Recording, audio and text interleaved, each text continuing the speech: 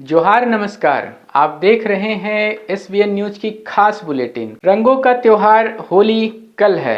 इस त्योहार पर सभी लोग अलग अलग तरह के रंग अपने खुशी के, अपने उत्साह के, अपने उल्लास के, अपने प्रियजनों को लगाते हैं और अपने आसपास के सारे लोगों को रंग लगाकर बधाई देते हैं, गुलाल लगाकर बधाई देते हैं। करते हैं कि आपसी मन के मतभेदों को भुला करके रिश्तों की एक नई शुरुआत करें। मगर क्या यह रंगों का त्योहार, यह मतभेदों को भुलाने का सिलसिला व्यापक रूप देश में ले पा रहा है? आइए इसी पर चर्चा करते हैं। एक पिक्चर 3 इडियट्स नाम से आई थी। जी हाँ, आमिर खान के द्वारा अभिनीत एक ऐसी पिक्चर जिसने कि जिंदगी में पढ़ाई के साथ साथ सिर्फ रटने पर नहीं, उन बातों को सीखने के लिए भी जोर दिया था। एक नई बात कही गई थी कि सिर्फ पास होने के लिए रट कर ना पढ़ें, एक्सीलेंस का पीछा करें। जी हाँ, पूर्णतः दक्ष होने के लिए, पूर्णतः एक्सपर्ट होने के लिए सीखने की प्रवृत्ति के साथ पढ़ाई करें।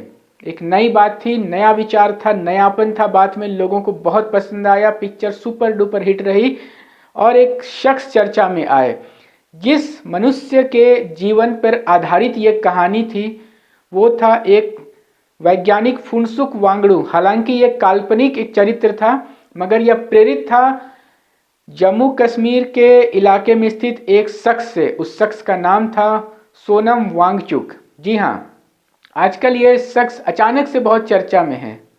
चर्चा में इसलिए हैं, कारण इसका है कि ये एक शिक्षक हैं, पर्यावरणविद हैं, मगर अचानक से ये अनशन पर बैठ गए।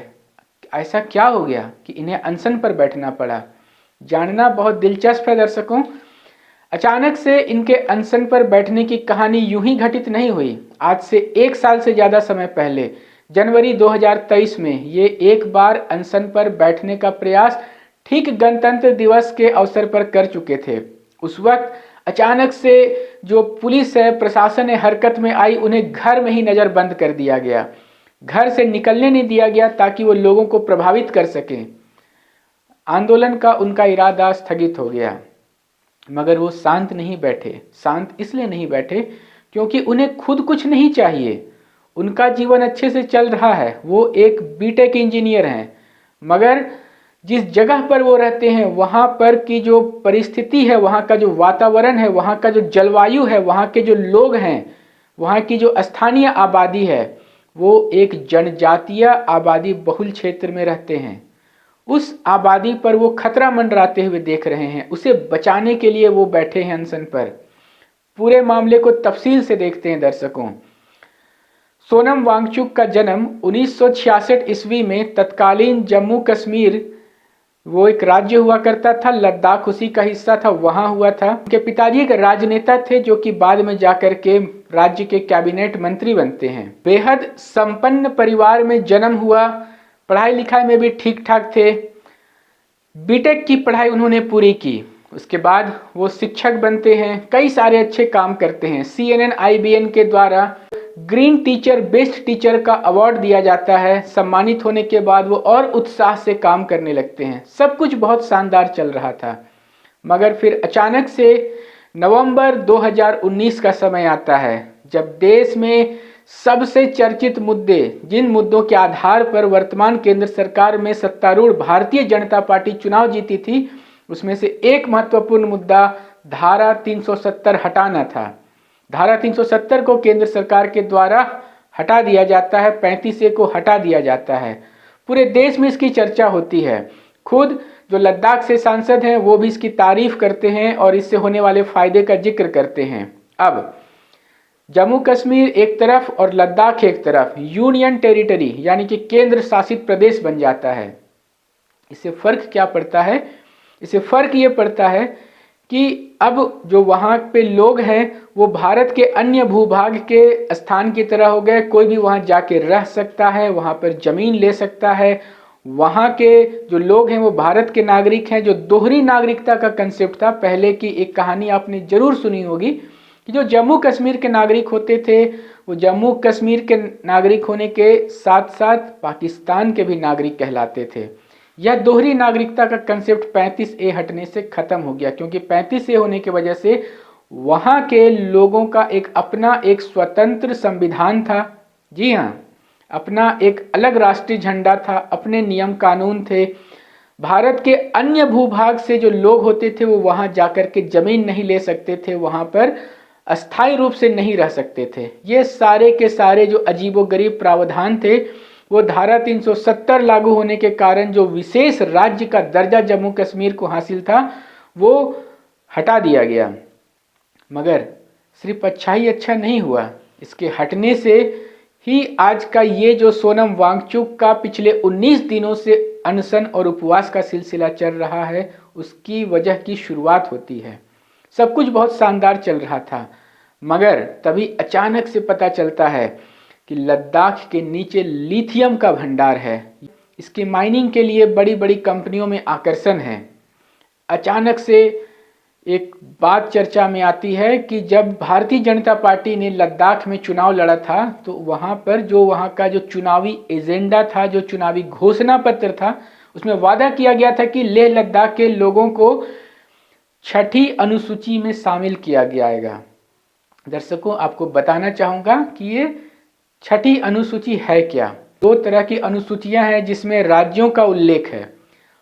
एक है खंड ए, जिसमें कि 5वीं अनुसूची का जिक्र है, जिसमें कि देश के अधिकांश भूभाग के राज्य आते हैं। और दूसरा है 6ठी अनुसूची, जिसमें कि सबसे पहले जो जनजातीय बहुल क्षेत्र था आसाम, नॉर्थ ईस्ट का जो इलाका, जहाँ की सबसे ज़्यादा प्रकार की जनजातियां पाई जाती है, उस क्षेत्र के लिए 6ठी अनुसूची का प्रावधान किया गया। इसके पीछे की वजह बताता हूँ। इसके पीछे की वजह ये रही कि वहाँ के जो जनजातीय लोग हैं उन्हें वहाँ पर स्थानीय रूप से शासन चलाने के लिए कुछ विशेष अधिकार दिए गए। उनकी एक स्वायत्त संस्थाएं होती थी जो जिला स्तर पर होती थी। इसमें जनजातीय लोगों को ही चुना जाता था, वो डिस्ट्रिक्ट काउंसिल्स कहलाता था। और ये डिस्ट्रिक्ट काउंसिल को बहुत सारे अधिकार थे, और ये अधिकार इसलिए दिए गए थे ताकि उन इलाकों में बाहर से कोई आबादी जा कर के बस कर उनके अस्तित्व के लिए खतरा न बन जाए। कोई बाहर से कोई माइनिंग कंपनी शुरू न हो जाए, जिससे कि वहाँ के जो लोग हैं उनके जीवन और उनके जो जीवन के अनुकूल जो वहाँ का पर्यावरण है उससे कोई खतरा न मंडराए। मगर 6ठी अनुसूची जहाँ लागू नहीं है और वहाँ के जो जनजातीय लोग हैं उन लोगों को इस तरह का विशेष अधिकार प्राप्त नहीं होता है। जनजाति इस देश के मूल निवासी कहे जाते हैं। जनजाति वो समाज है, वो लोग हैं जो इस भारतीय भूभाग पर सबसे शुरुआत से हैं, आदिकाल से हैं। इसीलिए आदिवासी शब्द उनके लिए इस्तेमाल किया जाता है। इन आदिवासियों को बचाने के लिए केंद्र सरकार हो या राज्य सरकार हो, सभी हमेशा गंभीर रहते हैं, तब तक जब तक कि कोई बड़ा लालच उन्हें न दिख रहा हो। जी हाँ दर्शकों, माइनिंग होगी, पैसे आएंगे और इस पैसे के जो लाभार्थी होंगे वो निस्संदेह सत्ता में, शासन में बैठे शक्तिशाली लोग होते हैं। इसलिए बचाने के लिए संविधान में कुछ विशेष प्रावधानों का जिक्र है।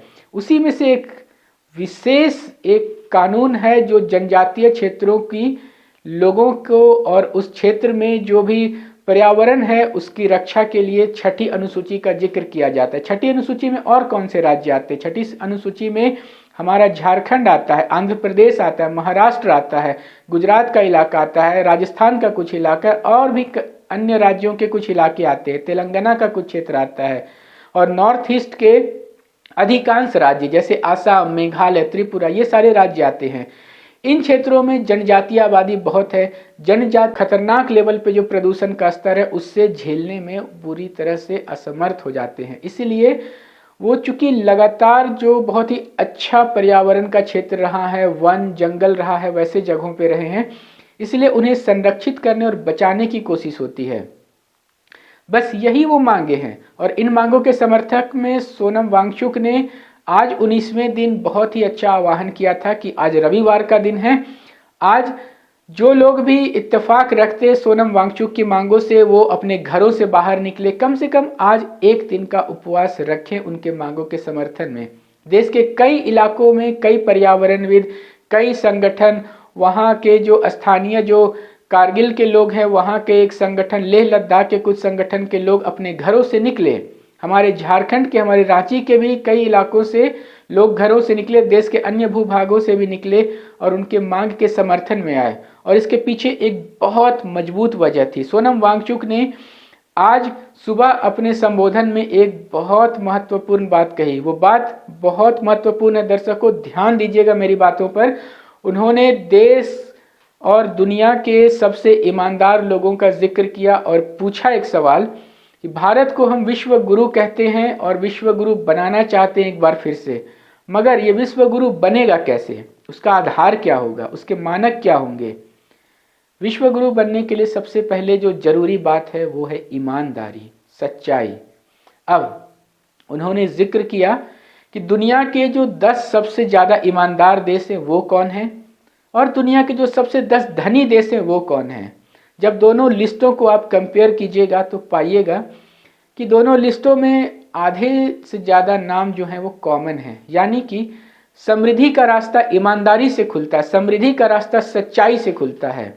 अब यहाँ देश में जो सत्तारूढ़ दल है उसने चुनावी घोषणा पत्र में जो लोगों को वादा किया था, जिस वादे पर विश्वास करके लोगों ने मतदान किया था, उस वादे को वो निभाएगी, इसी उम्मीद के साथ, इसी विश्वास के साथ आंदोलन कर रहे हैं। वो अपने संबोधन में कहते हैं कि वो यह मानने को तैयार नहीं है कि जो केंद्र सरकार ने वादा किया था वो झूठ था, वो उनके साथ छल किया गया। वो विश्वास करते हैं कि उनसे जो वादा किया गया उसे याद आने पर केंद्र में बैठे हुए, सरकार में बैठे हुए लोग जो हैं वो जरूर उसे पूरा करेंगे। आइए दर्शकों देखते हैं खुद सोनम वांगचुक के शब्दों में कि क्या कुछ उन्होंने कहा, और साथ ही साथ एक सवाल छोड़े जा रहा हूं दर्शकों कि पर्यावरण अगर सुरक्षित नहीं रहेगा तो क्या हम लोग सब सुरक्षित रहेंगे। कैमरा के पीछे से मेरा सहयोग कर रहे युगल किशोर भगत के साथ मैं विजय दत्त पिंटू, रांची। मैं ये कहना चाहता था कि ये जो लद्दाख के साथ विश्वासघात सा हुआ है अभी के सरकार से, जो वचन दिए उसका पूरा न करना, ये मेरे मन को बहुत सताता रहा है। बहुत व्याकुल हूँ, बहुत चिंतित हूँ। चिंतित होने का कारण एक तो ये है कि लद्दाख के जो संवेदनशील पर्यावरण है, यहाँ की जो जनजातीय संस्कृतियाँ हैं, उन्हें संरक्षण देने का वादा किया था 2 चुनावों में, और उसी बुनियाद पे चुनाव जीते भी, और उसके बाद 4 साल टाल मटोल के बाद साफ साफ इनकार कर दिया। तो एक तरह से वादा खिलाफी हुई, वचन तोड़ दिया। इससे मैं बहुत परेशान हूँ। दूसरा परेशान होने का और बड़ा कारण है कि ऐसे उदाहरण से पूरे भारत पर बुरा असर पड़ेगा और आगे चलकर सब नेता ऐसे ही चुनाव में कुछ भी वचन देंगे और उस वचन को पूरा नहीं करेंगे। नेताओं से सीखकर लोग भी अपने वचन तोड़ेंगे। कारोबार में, उद्योग में ऐसे सारे जो समझौते होते हैं उनकी अवहेलना करेंगे। अफरा तफरी होगी देश में अगर ऐसा ही हुआ। तो जब देश में सच्चाई को कद्र नहीं किया जाता है तो क्या होता है उस देश के साथ, आज मैं आपको ये उदाहरण सहित बताना चाहूँगा। दुनिया के देशों में, लगभग 180 देशों में, कौन कितना ईमानदार है, सच्चाई पे चलता है और कौन कितना पानी में है, इसका मापदंड एक संस्था जिसे ट्रांसपेरेंसी इंटरनेशनल कहती है वो हर साल करती है। तो यूँ सोचिए, दुनिया के 180 देशों की कक्षा में अपने भारत का क्या पोजीशन है। भारत जो कि अपने आप को विश्व गुरु बताता है, जहाँ पर अनेक धर्मों के अनुयायी हैं और धर्म के नाम पर हम कसम खाते हैं, लड़ते हैं, मर मिटते हैं, हज़ारों घंटे या दिन धर्म के नाम पर हम बिताते हैं, और हर धर्म, कोई भी धर्म हो, सच्चाई पे चलना सिखाते हैं। जब यही व्यवहार में आए तो भारत की क्या हालत है ज़रा देखिए। 180 देशों की कक्षा में हमारा महान देश प्रथम पोजीशन पे नहीं है, फर्स्ट पोजीशन पे, दूसरे पे भी नहीं है, तीसरे पे भी नहीं है, चौथे, पांचवे, छठे पे भी नहीं है, 93वें पोजीशन पे हमारा देश है, फिसड्डी 93 पोजीशन पे। और हम सच्चाई की कस्में खाते रह जाते हैं। व्यवहार में ये हालत है। हमसे आगे तो चीन, जहाँ पर किसी धर्म को मानते भी नहीं है, बहुत आगे है। अब इस कक्षा में प्रथम द्वितीय कौन आते हैं पहली, दूसरी, तीसरी पोजीशन पे, ज़रा देखते हैं। आप देख रहे हैं, ये हैं देश जिन पे हमें भी गर्व होनी चाहिए, इनको तो होगी ही, जो हमारे भगवानों के दिखाए हुए सच्चाई के मार्ग पर चलते हैं, जहाँ ज़िंदगी के हर चीज़ में लोग ईमानदारी से पेश आते हैं, वो ये देश हैं। अब इससे क्या फ़र्क पड़ता है, ज़रा देखते हैं फ़र्क क्या पड़ता है। अब हम भारत में जल्द ही जल्द विकसित देश बनना चाहते हैं, महान देश बनना चाहते हैं, धनी देश बनना चाहते हैं। तो अब ज़रा ये देखिए, ये हैं दुनिया के सबसे धनी देश, जहाँ पर कैपिटा जीडीपी सबसे ऊंची है। तो इनको ज़रा देखिए, पहले 10 देश, आपको कुछ दिख रहा है? गौर से देखें तो आपको पता चलेगा कि ये जो सबसे धनी देश हैं, इनमें से आधे तो वही हैं जो सच्चाई के रास्ते पे भी सबसे ऊपर थे। यानी कि साबित क्या होता है कि वही देश जो सच्चाई पर चलते हैं, वही धनी और विकसित देश भी बनते हैं।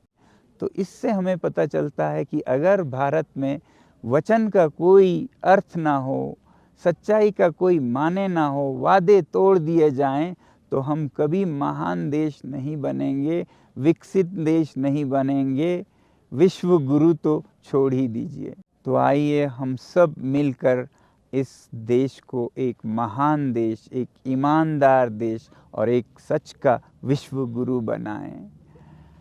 मुझे उम्मीद है आप सब लद्दाख की आवाज़ में आवाज़ मिलाएंगे।